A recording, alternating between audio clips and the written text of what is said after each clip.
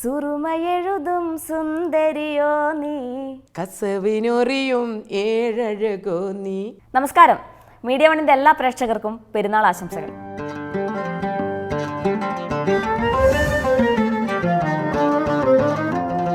നമ്മുടെ എല്ലാം സ്വകാര്യ അഹങ്കാരമായ മാപ്പിളപ്പാട്ടിന്റെ രാജകുമാരിയായ കണ്ണൂർ സീനത്ത്. അതെ, നമ്മളോടൊപ്പം ഇന്ന് അതിഥിയായിട്ടുള്ളത് കണ്ണൂർ സീനത്താണ്. സുറുമയ്ക്ക് എഴുതി നല്ല സുന്ദരിയായിട്ട് ഇരിക്കുന്നുണ്ടല്ലോ. പെരുന്നാൾ ആശംസകൾ. എല്ലാവർക്കും, ഇത് കാണുന്ന വീക്ഷിക്കുന്ന ലോകത്തുള്ള എല്ലാവർക്കും എൻ്റെയും എൻ്റെ കുടുംബത്തിൻ്റെയും പെരുന്നാൾ ആശംസകൾ. ഈ പെരുന്നാളായിട്ട് എങ്ങനെയാ? സ്റ്റേജ് ഷോ ഒക്കെ നല്ല തിരക്കാണ്, ഡേറ്റ് കൊടുക്കാൻ പറ്റില്ല എന്നൊക്കെയാണല്ലോ കേട്ടെ. അതെ, പെരുന്നാൾ മുതൽ അങ്ങോട്ട് ഫുള്ളും 2-3 പരിപാടി ഇല്ലാണ്ടുള്ളൂ, ബാക്കി എല്ലാ ദിവസങ്ങളും ഇല്ലാണ്ടുള്ളൂ, ബാക്കി ഫുള്ളാണ്. ഇപ്പോൾ ഇൻസ്റ്റ തുറന്നാ അവിടെ സീനത്തെയാണ് അവിടെ സ്റ്റാർ. കോളേജിലൊക്കെ പോയിട്ട് എന്താ പിള്ളേരങ്ങ് കയ്യിലെടുക്കുക, എന്തൊരു വൈബ്രൻസിയാ. മാഷാ അല്ലാ, അൽഹംദുലില്ലാ, അല്ലാഹു തന്ന ഏറ്റവും വലിയ കഴിവല്ലേ അത്. ആ സൗണ്ടിന്റെ ഒരു പവറും. ജെൻസി പിള്ളേരൊക്കെ എങ്ങനെ ഇങ്ങനെ കയ്യിലെടുക്കുന്നത്? ഞങ്ങളൊന്നുമല്ല പിള്ളേരുടെ ഇടയിൽ, ആ കുട്ടികളാണ് എന്നെ ചെറുപ്പത്തിലേക്ക് എന്നെ കൊണ്ടുപോകണം. പക്ഷെ പിള്ളേർ ഡാൻസ് കളിച്ച് തളർന്നു പോകുന്നു, ഇത്ര നല്ല ഉഷാറായി നിൽക്കുന്നുണ്ടല്ലോ. എൻ്റെ നല്ല മനസ്സാണ്, അതുകൊണ്ട്. ആദ്യമായിട്ടാണ് കോളേജിലോട്ട് ഇങ്ങനെ ഗസ്റ്റ് ആയിട്ട് പോയി? കോളേജിൽ ഗസ്റ്റായിട്ട് പോയിട്ടുണ്ട്, പക്ഷെ ഈ ഒരു ട്രെൻഡ് ആദ്യമായിട്ടാണ്. ഇത് പല ടൈപ്പ് ഓഡിയൻസ് ഉണ്ടായിട്ടില്ലേ? എന്ന് വെച്ചാൽ കല്യാണ ഫംഗ്ഷന് പോകാറുണ്ട്, അല്ലാത്ത സ്റ്റേജ് ഷോയ്ക്ക് പോകാറുണ്ട്, ഇപ്പം പറഞ്ഞതുപോലെ കോളേജിലൊക്കെ പോകുന്ന ആദ്യമായിട്ട്. അപ്പോൾ ഏത് ടൈപ്പ് ഓഡിയൻസിനാണ് ഇതൊക്കെ കുറച്ചും കൂടി ഇഷ്ടമായത്? എല്ലാ ഓഡിയൻസിനും ഇഷ്ടമാണ്. കാരണം വെച്ചാൽ നമുക്കിപ്പോൾ പെട്ടെന്ന് കോളേജ് കുട്ടികളെ മാത്രം പറയാൻ പറ്റില്ല. കാരണം വെച്ചാൽ ഞങ്ങളെ പാട്ടിലേക്ക് ഇവിടം വരെ എത്തിച്ച ഒരുപാട് പ്രേക്ഷകരുണ്ട്, ഒരുപാട് ജനങ്ങളുണ്ട്, ഒരുപാട് ആൾക്കാരുണ്ട്. അപ്പോൾ അവരെ മാറ്റി നിർത്തിച്ചിട്ട് എനിക്ക് കോളേജ് കുട്ടികൾ മാത്രമാണ് എന്ന് പറഞ്ഞാൽ ഞാൻ കോളേജിൽ കുട്ടികളിൽ മാത്രം ഒതുങ്ങിപ്പോവും എല്ലാവരും. പക്ഷേ കോളേജ് കുട്ടികൾ എന്ന് പറഞ്ഞാൽ അവർ ചെറിയ പ്രായമല്ലേ, അവരൊരു അടിച്ചു പൊളിക്കുന്ന സമയമല്ലേ. അവിടെ ഓരോരോ കോളേജിൽ പോയി കഴിഞ്ഞാലും ആൺകുട്ടികളും പെൺകുട്ടികളൊക്കെ അവർ സഹോദരി സഹോദരന്മാരെ പോലെ ഒരുപോലെ നിന്നിട്ട് ഒന്നായിട്ട് ആടി തിമിർക്കുന്ന കാണുമ്പോൾ നമുക്ക് തന്നെ ഭയങ്കര ആഗ്രഹം. നമ്മളതൊന്നും പഠിച്ചിട്ടില്ലല്ലോ. സ്റ്റേജിൽ കയറി നമ്മളങ്ങ് ആള് മാറും. ഡാൻസ് അത് സ്വാഭാവികമായിട്ട് ഞാൻ അങ്ങനെ തന്നെയാണ്. കാരണം വെച്ച് കഴിഞ്ഞാൽ എനിക്കിപ്പോഴും പാട്ട് പാടുമ്പം കയറുമ്പം തന്നെ കാലും കേക്ക് വെറുക്കും, ഇപ്പോഴും വെറുക്കും, പേടിയാണ്. ഒരു പാട്ടങ്ങ് പാടിക്കഴിഞ്ഞാലും ഒന്ന് ലെവലാവുള്ളൂ. പക്ഷേ കോളേജ് കുട്ടികളുടെ അടുത്ത് എത്തിക്കുമ്പോൾ എന്തോ ഒരു ധൈര്യമാണ്. ആ കുട്ടികളെ തന്നെ നമുക്ക് ധൈര്യം തരുന്നത്. അവർ ഇറങ്ങുമ്പം തന്നെ കാറിലും കൊണ്ടുവന്ന് ഓപ്പൺ കാറിലൊക്കെ കൊണ്ടുപോകുക, നല്ല രസമാണ്. കോളേജ് നല്ലൊരു വൈബ്രൻസി കൊടുക്കാൻ പറ്റിയ പാട്ട് ഏതാ പാടിയത്? അതൊന്നും ഇപ്പം പാടി എല്ലാ പാട്ടും ഇതാണെങ്കിലും സുറുമ എഴുതാണ് ഇപ്പം ഇതായിട്ട് നിൽക്കുന്നത്. ട്രെൻഡ് അതാണ്. ഇപ്പം ട്രെൻഡ് അതാണ് വരുന്നത്. സുറുമയെഴുതും സുന്ദരിയോ നീ, സുറുമയെഴുതും സുന്ദരിയോ നീ, കസവിനൊറിയും ഏഴഴകോ നീ, കസവിനൊറിയും ഏഴഴകോ നീ, ഹൽബിലുണരും അരവനമുട്ടും, ഹൽവിലുണരും അറബനമുട്ടോ, ചന്ദന നിഴലിൻ ചന്ദ്രികയോ, ചന്ദന നിഴലിൽ ചന്ദ്രികയോ, പാതി വഴിയിൽ പുതുമണവാളൻ, പാതി വഴിയിൽ പുതുമണവാളൻ, നിന്നെയുമോർത്ത് കഴിയുകയോ. പിന്നെ ഗുണമണിയായ റസൂലുള്ള, അത് പാടിയാലോ ഒന്ന്. ഗുണമണിയായ റസൂലുള്ള, തണ്ണിപ്പകരും ഗുരുനൂറുള്ള, ഇഹപരനബിയം ഹബീബുള്ള, ഇറയോൻ്റെ കനിയെ സ്വല്ലല്ലാഹ്. ഇതാ ഈ മാപ്പിളപ്പാട്ടിലൊരു കണ്ണൂർ തലശ്ശേരി പാരമ്പര്യം ഉണ്ടല്ലോ. എരഞ്ഞോളി മൂസ മുതൽ ഇപ്പോൾ ഈ പറഞ്ഞ കണ്ണൂർ സീനത്ത് വരെ അങ്ങനെ ഒരുപാട് മാപ്പിളപ്പാട്ട് മാത്രം കോൺസെൻട്രേറ്റ് ചെയ്ത് നിൽക്കുന്ന ആൾക്കാർ ഒരുപാടുണ്ട്. ഇത്തേക്ക് എങ്ങനെയാണ് ഈ എരഞ്ഞോളി മൂസയായിട്ടുള്ള ഒരു ഓർമ്മകൾ എങ്ങനെയാണ്? അവരൊക്കെ എത്രമാത്രം പിന്തുണച്ചിട്ടുണ്ട്?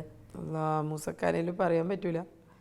കാരണം ഞാൻ വളർന്ന് ഇത്ര വരെ എത്തുന്നതിൽ ഒരുപാട് പങ്ക് വഹിച്ചതാണ് മൂസക്ക, പീർക്ക, അസീസ് തായ്നേരി, വി എം കുട്ടി മാഷ്, പിന്നെ റംല ബീഗം, ഫസീലത്താത്ത. ഇവരൊക്കെ എന്നെ മനസ്സിലാക്കിയിട്ട് അറിഞ്ഞിട്ട് ഒരു തരത്തിലുള്ള ഇതും കാണിക്കാതെ മറ്റുള്ളവരിൽ നിന്ന് വ്യത്യസ്തമായി കണ്ട് ഒരു മകളെ പോലെ കൈപിടിച്ച് ഉയർത്തിയവരാണ് അവരൊക്കെ. കാരണം എന്നെ തളരാൻ അവർ അനുവദിച്ചിട്ടില്ല, എന്നെ വളരാനേ അനുവദിച്ചിട്ടുള്ളൂ. ഓരോ സ്റ്റേജിൽ കയറിക്കഴിഞ്ഞാലും ആ പണ്ടത്തെ കുടമില്ല, ആ പടവാളും ആ ലങ്കിയും അറിയുന്നവളൊക്കെ തന്നെയാണ് വിജയിക്കണമെങ്കിൽ. അത് തന്നെയാണ്. അത് ആരൊക്കെ പാടി വെച്ചതാ? മാപ്പിളപ്പാട്ടിൻ്റെ സുൽത്താൻമാർ, വാനമ്പാടികൾ, മഹാരാജാത്തികൾ, ഫസീൽ താത്ത, മൂസക്ക. ഞാൻ വളരെ സ്നേഹത്തോട് വിളിക്കുന്ന എന്നെ ഈ രംഗത്തേക്ക് കാലെടുത്ത് വെക്കാൻ എൻ്റെ ഉപജീവന മാർഗത്തിന് വഴിയൊരുക്കി തന്ന റംല ബീഗം. 1000 സീനത്ത് ജനിച്ചാലും ഒരു റംല ബീഗമാവാൻ എന്നെക്കൊണ്ട് കഴിയില്ല. ഞാൻ ശ്രമിക്കാം എന്ന് മാത്രമേ ഞാൻ പറയുള്ളൂ. അവരെ കൊണ്ട് അവർ പാടും പോലെ പാടാൻ ശ്രമിക്കാം. അതെനിക്കൊരു മോശമായിട്ട് തോന്നിയിട്ടുമില്ല. ഒരാളെ പാട്ട് എടുത്ത് പാടുമ്പോൾ അവരെ തന്നെ അനുകരിക്കാൻ, അത് അനുകരണമല്ല, അള്ളാഹു തന്ന ഏറ്റവും വലിയൊരു കഴിവാണ്. ഒരാളെ ശബ്ദത്തിൽ മറ്റൊരാൾക്ക് പാടാൻ പറ്റും എന്നുള്ളതും ആ പാട്ട് അതേപോലെ പാടാൻ പറ്റുന്നത് അത് നമുക്ക് ദൈവം തന്ന അനുഗ്രഹമാണ്. റംലാബിക്കത്തിനോട് ദുബായിൽ വെച്ച് ചോദിച്ചിട്ടുണ്ട്, പാരമ്പര്യം നിലനിർത്താൻ ആരും ഇല്ലേ?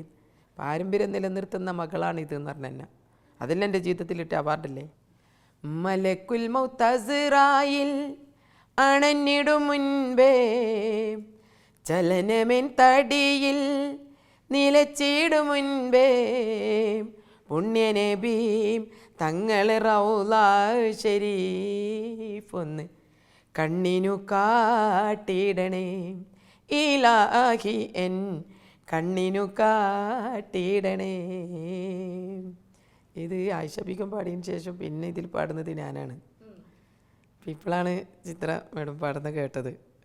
എൻ്റെ ഖത്തറിലെ ഹസ്ബൻഡ് മരണപ്പെട്ടപ്പം ഞാനിവിടെ മറയിലിരുന്നപ്പം മറയിന്ന് എണീച്ച ഉടനെ വന്നത് ബാപ്പു വെള്ളിപ്പറമ്പ്, ബാപ്പുക്ക് ഒരുപാട് ഇതിലിതാക്കിന്, പിന്നെ മൂസ എരഞ്ഞോളി, അതുപോലെ ഫസീല താത്ത, സിബില സദാനന്ദൻ, റംല ബീഗം, രഹന, എല്ലാവരും എൻ്റെ വീട്ടിൽ വന്നിരുന്നു. പക്ഷെ അവരെന്നോട് ആവശ്യപ്പെട്ട് കണ്ണൂർ ഷെരീഫും വന്നിരുന്നു. കണ്ണൂർ ഷെരീഫ് മരിച്ചപ്പം വന്നിരുന്നു. പിന്നെ എന്നോട് ആവശ്യം ഞാൻ പാടുന്നില്ല എന്ന് അന്ന് പറഞ്ഞിരുന്നു.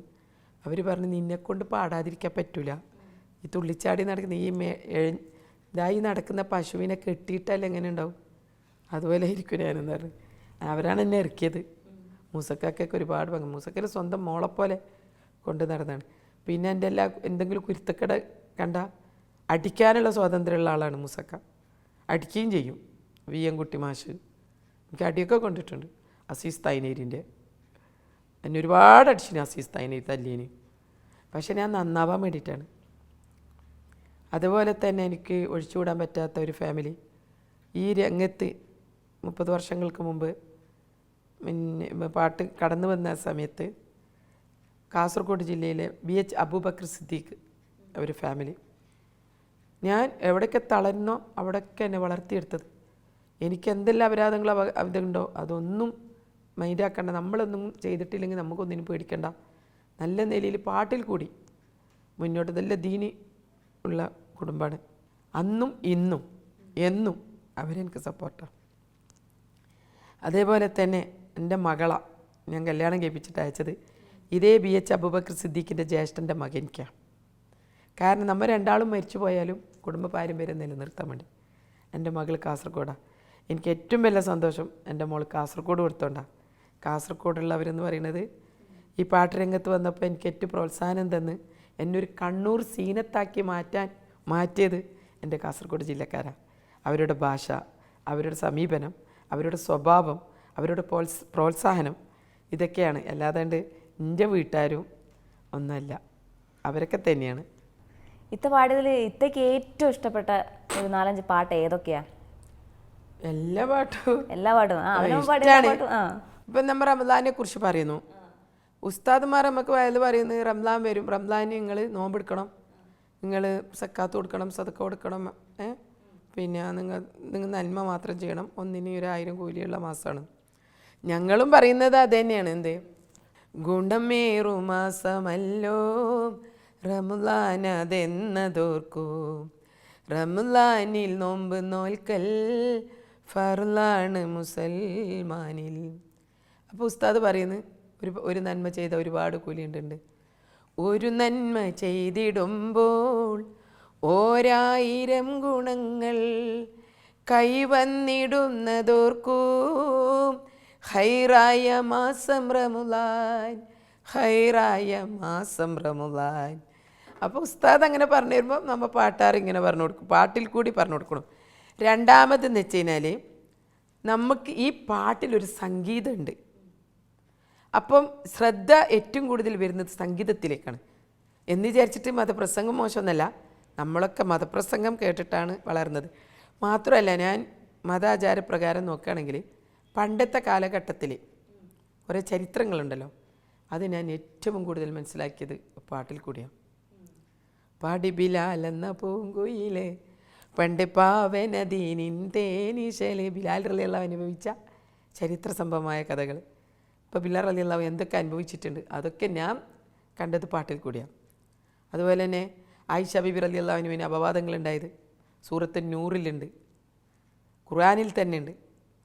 ഉമ്മുൽ ഖുറായിലെ മാണിക്യ പൂവേ ഉമ്മുൽ മുഅ്മിനീൻ ആയിഷ ബീവി അപവാദത്തിൻ്റെ കിടങ്ങിൽ കുടുങ്ങി, അതു കണ്ടിട്ടാകാശ ഭൂമി നടുങ്ങി. അപ്പോൾ അത് ആയിഷ ബീബി റളിയല്ലാഹുവിന് ഒരു കാലം അപവാദങ്ങളുണ്ടായിരുന്നു. ഇന്ന് നമ്മൾ ഈ അനുഭവിക്കുന്ന അപവാദങ്ങളും ചിലപ്പോൾ നമുക്ക് ഒരു ഇതാവാൻ വേണ്ടിയിട്ട് അന്ന് അള്ളാഹു ഇറക്കിയതായിരിക്കാം. അപ്പോൾ ഒരുപാട് ഈ പാട്ടിൽ തന്നെ ഒരുപാട് ചരിത്ര സംഭവമായ കഥകളുണ്ട്.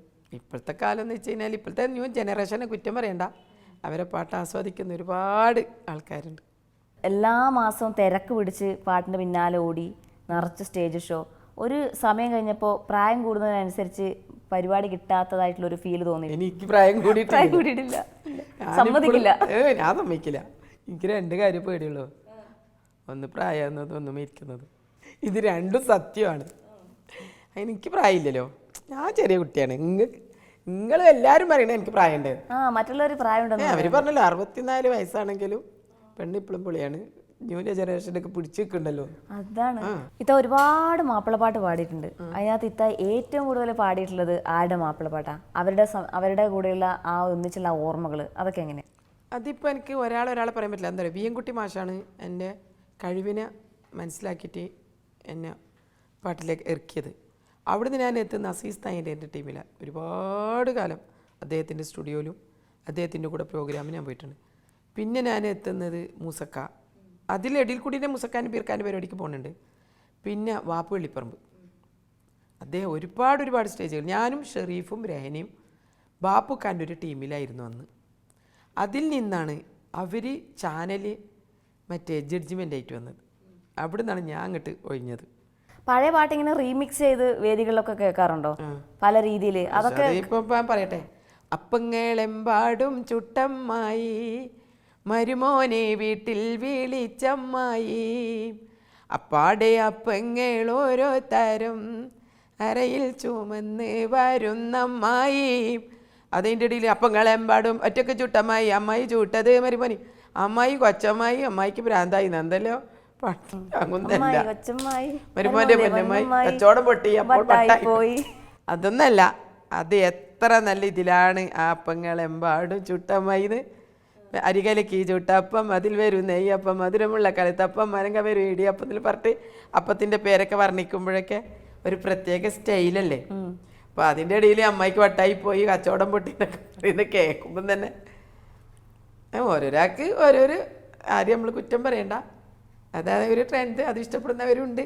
അങ്ങനെ അപ്പങ്ങളെമ്പാടും ചുട്ടമ്മായി, അപ്പങ്ങളെമ്പാടും ചുട്ടമ്മായി, മരുമോനെ വീട്ടിൽ വിളിച്ചമ്മായി, മരുമോനെ വീട്ടിൽ വിളിച്ചമ്മായി, അപ്പാടെ അപ്പങ്ങൾ ഓരോ തരം, അപ്പാടെ അപ്പങ്ങൾ ഓരോ തരം അരയിൽ ചുമന്ന് വരുന്നമ്മായി, അരയിൽ ചുമന്ന് വരുന്നമ്മായി, അരിക്കലക്കി ചുട്ടപ്പം അതിൽ വരും നെയ്യപ്പം, അരിക്കലക്കി ചുട്ടപ്പം അതിൽ വരും നെയ്യപ്പം, മധുരമുള്ള കലുത്തപ്പം മനങ്ക വരും ഇടിയപ്പം, മധുരമുള്ള കലത്തപ്പം മനങ്ക വരും ഇടിയപ്പം, പൊരിയുമ്മി ചെറു നെയ്യലുവ മണിയറയിൽ കൊണ്ടുവച്ച്, പൊരിയുമ്മി ചെറു നെയ്യലുവ മണിയറയിൽ കൊണ്ടുവച്ച്, ഇത് തിന്ന് ഇത് തിന്ന് ഇത് തിന്നോന്നും പറഞ്ഞുകൊണ്ട്, ഇത് തിന്ന് ഇത് തിന്ന് ഇത് തിന്നോന്നും പറഞ്ഞുകൊണ്ട്, പുതുമാരന് തീറ്റിക്കുന്ന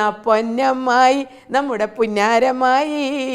തിറ്റൊന്ന് ആലോചിച്ച് നോക്കണം, ഇത്താൻ്റെ ഏജിലുള്ള എത്ര ആൾക്കാർക്ക് ഇപ്പോൾ ഇങ്ങനെ സ്റ്റേജിൽ പോയി പെർഫോം ചെയ്ത് ആൾക്കാരുടെ കൂടെ ഡാൻസ് കളിച്ച് ഇതുപോലെ പാട്ടുപാടി എത്ര ആൾക്കാർക്ക് അങ്ങനെ പറ്റുന്നുണ്ട്? അതൊരു ഭാഗ്യമായിട്ട് കരുതുന്നുണ്ടോ?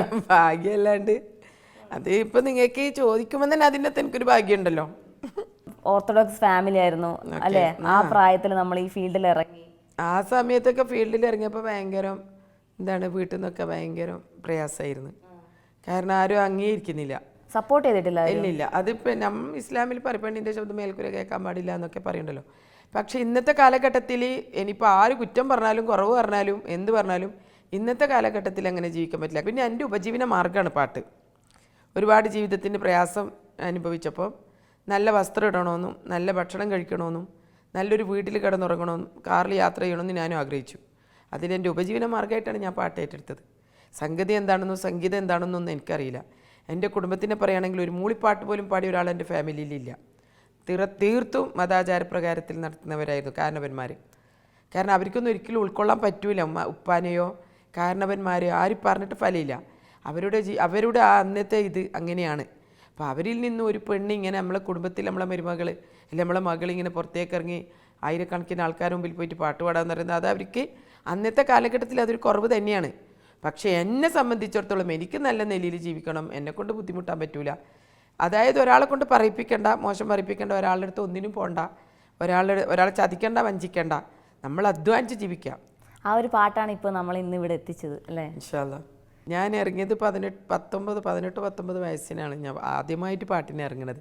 അന്ന് എനിക്കൊരു കുട്ടിയുണ്ട്, എൻ്റെ മോന്. പിന്നെ അതിന് ശേഷം എൻ്റെ സെക്കൻഡ് മാരേജിൽ കൂടി എൻ്റെ ഹസ്ബൻഡ് എന്നെ ഏറ്റവും കൂടുതൽ എന്നെ പ്രോത്സാഹിപ്പിച്ചു. ഇപ്പൊ നന്നായിട്ട് മക്കൾ സപ്പോർട്ട് ചെയ്യുന്നുണ്ട്. 9 പേരെ അതിൻ്റെ മക്കളൊന്നും സപ്പോർട്ട് ചെയ്യില്ല, മക്കൾക്കൊന്നും അറിയില്ല അങ്ങനെ. ഇപ്പോൾ മക്കളാണ് ഇപ്പം എൻ്റെ എല്ലാം, അവരാണ് എൻ്റെ സപ്പോർട്ടും എൻ്റെ എല്ലാം. ഇത് അറിയും എൻ്റെ മോള താനിയ തക്കു കുലൂസ് ചാനൽ. എൻ്റെ മോൾക്ക് 6 പെൺകുട്ടികൾ, മോനിക്ക് 3 പെൺകുട്ടികൾ, 9 പേരക്കുട്ടികൾ, ഉമ്മമ്മ. ഇത്തടെ ഒരു വലിയൊരു ഭാഗ്യമായിട്ട് എനിക്ക് തോന്നിയിട്ടുള്ളത്, എനിക്കൊക്കെ ഭയങ്കര ആഗ്രഹമാണ് പാടുന്നത്, പക്ഷെ നടന്നിട്ടില്ല. അപ്പം ഈ ഗൾഫ് രാജ്യങ്ങളിൽ പോയി ഷോ ചെയ്യാൻ പറ്റുന്നത് വലിയൊരു ഭാഗ്യമാണ്. എത്ര പ്രാവശ്യം പോയിട്ടുണ്ട്, എവിടെയൊക്കെ? എനിക്ക് അങ്ങനെ കണക്ക് പറയാൻ, ഇത്ര പാട്ട് പാടിയെന്ന് വെച്ചാൽ കണക്ക് പറയാനോ, എത്ര സ്റ്റേജ് പങ്കെടുത്തിനോ കണക്ക് പറയാനോ എനിക്കറിയില്ല. കാരണം നമ്മളിങ്ങനെ പോണ് പാട്ട് പാടുന്ന നമ്മൾ പൈസയും വാങ്ങിയിട്ട് വരുന്ന ഇത്ര അറിയുള്ളൂ. ഇപ്പോൾ എനിക്ക് തോന്നുന്നു ഒരു 5 പാസ്പോർട്ട് ഫുള്ളായിട്ടുണ്ടാവും. 6ാമത്തെ പാസ്പോർട്ടിലൊക്കെ ഇപ്പോൾ ഉള്ളത്. അപ്പോൾ അത്രയും യാത്ര ചെയ്തിട്ടുണ്ട്. ഇതാ ഞാൻ നേരത്തെ പറഞ്ഞില്ലേ, നമ്മൾ ഈ ഒരു ഓർത്തഡോക്സ് ഫാമിലി ആകുമ്പം ഉണ്ടാകുന്ന സ്ട്രഗിൾ അല്ലേ? വീട്ടുകാരോട് പടവെട്ടി വരണം, അവർ വീട്ടുകാർ പോലും സപ്പോർട്ട് ചെയ്യുന്നില്ല. പക്ഷെ ഇപ്പൊ എല്ലാരും നമ്മളെ അംഗീകരിച്ചു അല്ലേ? വീട്ടുകാർ സപ്പോർട്ട് ചെയ്യുന്നുണ്ട്, നമ്മളെ നാട്ടുകാര് ഉറങ്ങുന്നില്ല, നമ്മുടെ നാട്ടുകാരുണ്ട്, അയൽവക്കക്കാരുണ്ട്, എല്ലാരും ഇപ്പൊ നമ്മളെ കൂടെ ഉണ്ട്. നമ്മൾ പാടിയ പാട്ട് അവർ ഏറ്റുപാടുന്നു. അയൽവാസികൾ, ഞാനിപ്പോൾ ഇവിടെ താമസിക്കുന്നത് നമ്മളെല്ലാ ജാതി വിഭാഗത്തിൽപ്പെട്ടവരാണ്. നമ്മൾ താമസിക്കുന്നത് ഒരേ ജാതി ഒരേ മതം ഒരൊറ്റ നെറ്റിലെ പൂക്കളെ പോലെയാണ് ഞങ്ങൾ താമസിക്കുന്നത്. എൻ്റെ ഉമ്മയും പാപ്പയോട് ജീവിച്ചിരിക്കുന്ന സമയത്ത് എനിക്ക് ഏറ്റവും കൂടുതൽ പ്രോഗ്രാം ഒരാഴ്ചയ്ക്ക് 2 പ്രാവശ്യം 3 പ്രാവശ്യമൊക്കെ ഞാൻ ഗൾഫിൽ പോയി വന്നിട്ടുണ്ട്. ദുബൈയിൽ നിന്ന് നാട്ടിൽ വന്നിട്ട് പിന്നെ മസ്കറ്റ് പോകും, എന്നിട്ട് നാട്ടിൽ വന്നിട്ട് കുവൈത്തിൽ പോകും, ഇങ്ങനെ. അപ്പോൾ ഞാനൊരു ശശിയേട്ടനുണ്ട് നേരെ മുമ്പിൽ കിടക്കാരൻ. ഞാൻ ശശിയേട്ടനോട് പറയാറ് എന്താ അറിയോ, ശശിയേട്ടൻ ഞാനൊന്ന് ദുബൈ പോയിട്ട് വരട്ടെ. ഞാൻ അവരോട് പറയേണ്ട എൻ്റെ ഉമ്മാനിപ്പാനെ ഒന്ന് നോക്കണമെന്ന്. ഉമ്മയിപ്പം എൻ്റെ അടുത്താണ്, പിന്നെ അപ്പുറം ജ്യേഷ്ഠത്തേനെത്തിയൊക്കെ ഉണ്ട്. എങ്കിൽ പോലും അവർക്ക് അവരുടെ വീട്ടിൽ പണി ഉണ്ടാവില്ലേ, എല്ലാ സമയത്തും വന്നിരിക്കാൻ പറ്റില്ലല്ലോ. പക്ഷെ എൻ്റെ വീട്ടിലെ എൻ്റെ വീടും എൻ്റെ ഉമ്മാനിപ്പാനും അത്രയും സംരക്ഷണയിൽ നോക്കിയതാ. അതുപോലെ എൻ്റെ ശാന്തേച്ചി, ഞങ്ങൾ അയൽവാസികൾ, അത്രയും സ്നേഹത്തിലാണ് ഞാനിവിടെ താമസിക്കുന്നത്. ഈ സ്റ്റേജിൽ എത്തിക്കഴിഞ്ഞാൽ നമ്മൾ പാടുമ്പോൾ എന്തായാലും നമുക്ക് ഡാൻസ് കളിക്കാതിരിക്കാൻ പറ്റില്ല. തീർച്ചയായിട്ടും ഞാൻ പണ്ടേ ഡാൻസ് കളിക്കണോളാ. ഞാനിതിപ്പോൾ നിങ്ങൾക്ക് ഈ കോളേജ് ഇതിൽ വന്നല്ല, ഈ പാട്ടിന് എന്ന് ഇറങ്ങിനോ അന്ന് തൊട്ടിട്ട് ഈ സ്റ്റേജിൽ തുള്ളൽ തന്നെ എൻ്റെ പണി. എല്ലാവരും നിന്ന് പാടയില്ല, ഞാൻ നിന്നിട്ട് പാടില്ല. ആ വീട് പാടാൻ തുടങ്ങി അവിടെ എത്തും, ചിലപ്പോൾ ഓഡിയൻസിൻ്റെ അടുത്തേക്ക് എത്തും. അങ്ങനെയായിരുന്നു ഞാൻ സ്റ്റേജിൽ.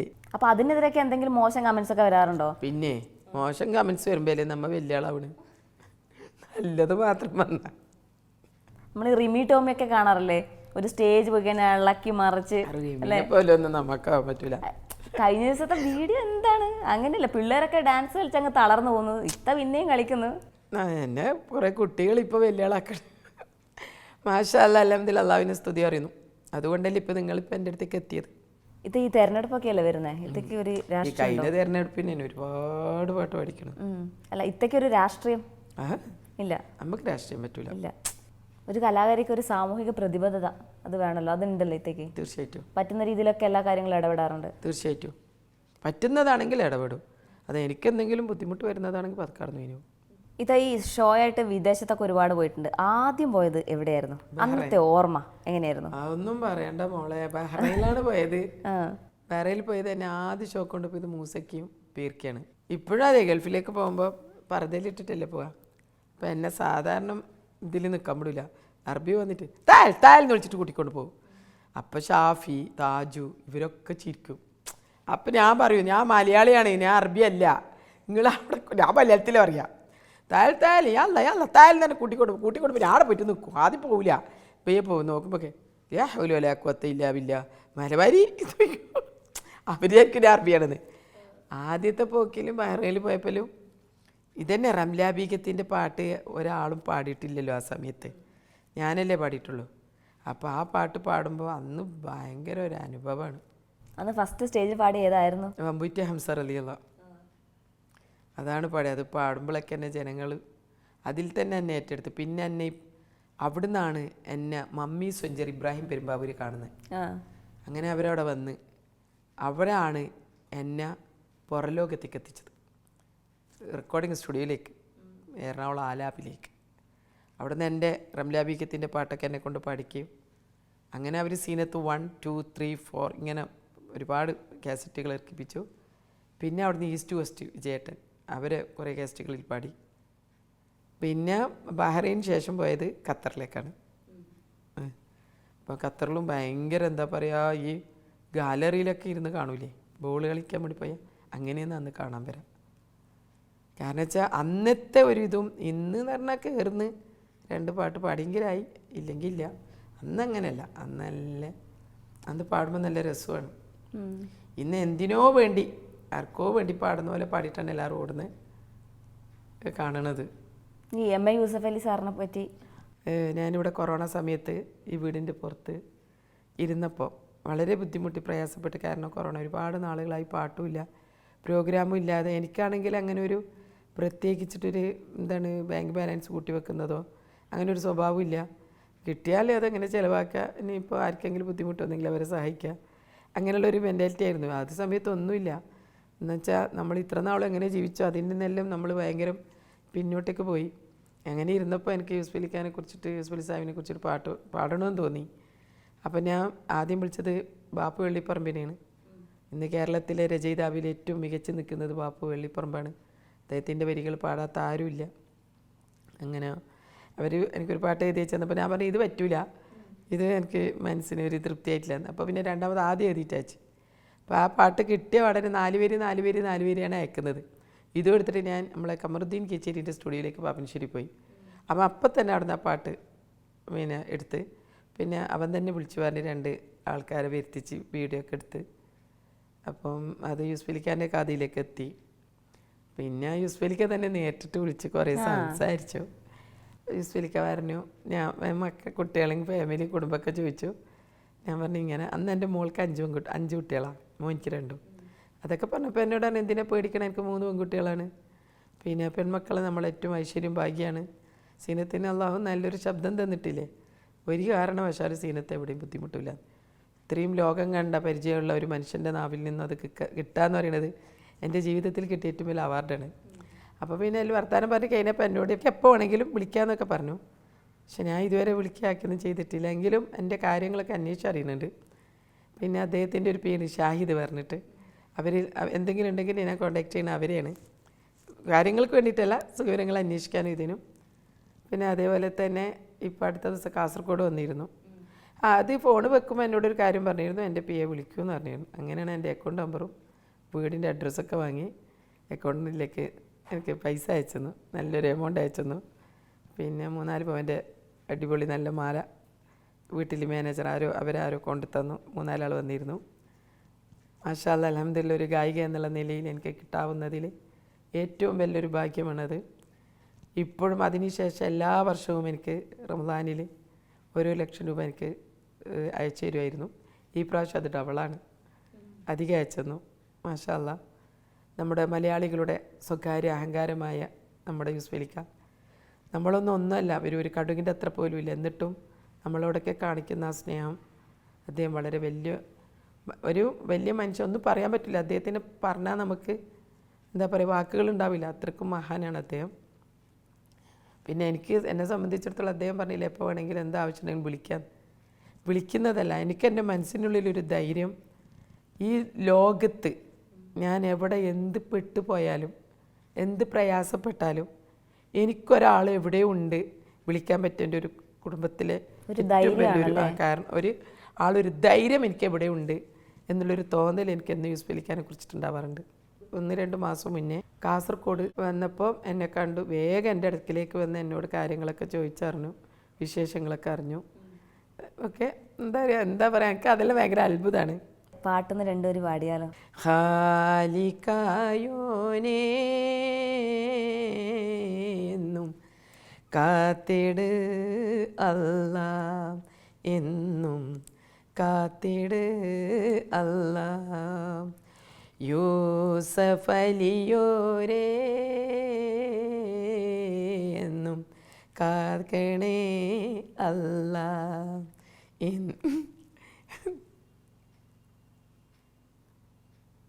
ഞാൻ വലിയൊരാളായതുകൊണ്ടല്ല,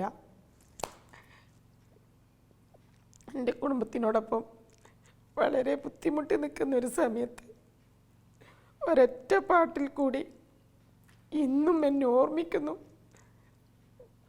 അന്ന് മുതൽ ഇതുവരെ യൂസ്ഫലിക്കാക്കുള്ള പ്രാർത്ഥനയാണ് നിർത്തിയിട്ടില്ല. അദ്ദേഹത്തിന് നല്ല ആരോഗ്യത്തുള്ള ദീർഘായുസ്സും ആഫിയത്തും കൊടുത്ത് അനുഗ്രഹിക്കുമാറായിട്ട്. ഒരു പക്ഷേ പ്രേക്ഷകരിലേക്ക് എത്തുമ്പം അവർ പറഞ്ഞേക്കാം വലിയൊരു പണക്കാരന് വേണ്ടി പാടുമ്പോഴായിരിക്കും നിങ്ങളിങ്ങനെ. അല്ല, അതൊരു പാവപ്പെട്ടവർ ചെയ്താലും നമ്മളെ ഒന്നുമല്ലാത്തൊരു സമയത്ത് നമുക്ക് എല്ലാമായി വരുന്ന, അതായത് നമ്മളെ കുടുംബത്തിൻ്റെ ഒരു അംഗം പോലെ വന്ന യൂസ്ഫലിക്ക. ഈ ആരാധകർ പല രീതിയിൽ സ്നേഹം പ്രകടിപ്പിക്കാറുണ്ടല്ലോ, ലെറ്ററൊക്കെ എഴുതിയിട്ടുണ്ട്? ഇല്ല. കാരണം തരും, കല്യാണം കഴിക്കാൻ ആൾ വരും. അപ്പോൾ മൂസക്ക പറയൂ ഈ മോതിരൊക്കെ കൊടുത്തരും. അപ്പം മൂസക്ക മോതിരം കൊണ്ടെന്തിന് എന്താ ചെയ്യേണ്ടി ചോദിക്കും. ഈ വാങ്ങിയിട്ടാണ് ഇട്ടളി നമ്പറിന് ചോദിക്കും. വീട്ടിൽ ഫോണുണ്ടെങ്കിലല്ലേ നമ്പർ കൊടുക്കല്. അടുത്ത വീട്ടിലെ നമ്പർ തരാൻ പറയും. ആരുടെങ്കിലും നമ്പർ കൊടുക്കും. എനിക്ക് നമ്പറേ ഇല്ല. പിന്നെ രണ്ടാമത് പോയാൽ പേടിയാ, അവരെന്നെ കാണുന്നുണ്ടോ എന്ന് വിചാരിച്ചിട്ട്. കുറച്ചും കൂടെ കഴിഞ്ഞിട്ട് മതിയായിരുന്നു കല്യാണം. അങ്ങനെയൊന്നും തോന്നിയിട്ടില്ല. എന്തിനാണ് നേരം തന്നെ കല്യാണം നല്ലേ. കൊറേ ദൂർത്തു. 9 പേരെ മക്കളെ. അതുകൊണ്ട് 9 പേരക്കുട്ടികളാ എൻ്റെ വീട്ടിൽ. അങ്കൻവാടി തുടങ്ങി അമ്മാതിരി കുട്ടികളാ. എന്താ രസം, 9 പെൺകുട്ടികളാ. അവർ ഒരുപോലത്തെ ഡ്രസ്സെല്ലാം ഇട്ടിട്ട് വരുമ്പോൾ എന്ത് രസമാണ്. എൻ്റെ വീട് സ്വർഗ്ഗതുല്യാണ്. മോൾക്ക് നല്ല ഇതിൽ മോളെ കല്യാണം കഴിപ്പിച്ചു കൊടുത്ത് ഒരാളോട് പോലും ഒരു ഗിഫ്റ്റ് പോലും വാങ്ങാതെ. മൂസക്ക തന്നിരുന്നു ഒരു 1000 രൂപ. അത് മടക്കാൻ പാടില്ല പറഞ്ഞു. അത് ഇന്ന് എൻ്റെ അൽമാരിയിലുണ്ട് ആ പൈസ. ഇതെനിക്ക് നന്നായിട്ട് പാട്ട് പാടുന്ന ആഗ്രഹമുള്ള ഒരാളാണ്. നീ ഇപ്പോൾ പാടി നോക്കുമ്പോൾ എന്നെക്കാളും നന്നായി പാടുന്ന നീയാ. എന്നാൽ എനിക്ക് 2 പാട്ടൊന്ന് എന്നെ പഠിപ്പിച്ചു തരുമോ? മധുവർണ പൂവല്ലേ, മധുവർണ പൂവല്ലേ, നറുനിലാ പൂമോളല്ലേ, നറുനിലാ പൂമോളല്ലേ, മധുരപാതീനേഴിൽ, മധുരപാതീനേഴിൽ, ലങ്കി മാറിയുന്നോളെ, ലങ്കി മാറിയുന്നോളെ, ലങ്കി മാറിയുന്നോളെ, ലങ്കി മാറിയുന്നോളെ, ലങ്കി മാറിയുന്നോളെ, ലങ്കി മാറിയുന്നോളെ. നല്ല പവർഫുൾ വോയിസിൽ ഒരുപാട് മാപ്പിളപ്പാട്ടും ഒക്കെ പാടാൻ ഭാഗ്യം ഇത്തേക്ക് ഉണ്ടാവട്ടെ. അത് കേൾക്കാനുള്ള ഭാഗ്യം ഞങ്ങൾക്കും ഉണ്ടാവട്ടെ. ഇനിയും ഒരുപാട് നേരത്തെ പറഞ്ഞതുപോലെ കോളേജിലെ തന്നെ ഷോ ഒരുപാട് കിട്ടട്ടെ. മീഡിയ 1 എല്ലാ പ്രേക്ഷകർക്കും, അതുപോലെ തന്നെ എന്നെ ഈ മാപ്പിളപ്പാട്ട് രംഗത്തൊന്നും അറിയാത്ത എന്നെ ഇവിടം വരെ എത്തിച്ച ലോകത്തുള്ള എല്ലാ മലയാളികൾക്കും ഞാനും എൻ്റെ കുടുംബവും ഹൃദയം നിറഞ്ഞ പെരുന്നാൾ ആശംസകൾ അറിയിക്കുന്നു.